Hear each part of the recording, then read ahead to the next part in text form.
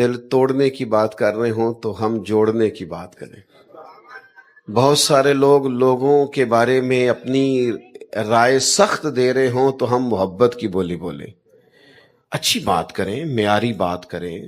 ہمارے ملک میں رواج ہو گیا ہے، چونکہ ہر بندے کے پاس موبائل ہے تو ہر بندہ ہی صحافی ہے، وہ ویڈیو بھی بناتا ہے اور مرضی کا تبصرہ بھی کرتا ہے، اور اپنے حساب سے وہ چیزوں پر کومنٹس بھی کرتا ہے۔ چینل زیادہ ہیں، خبریں تھوڑی ہیں، تو ہر خبر ہی بریکنگ نیوز بن گئی ہے، مشکل پیدا ہو گئی۔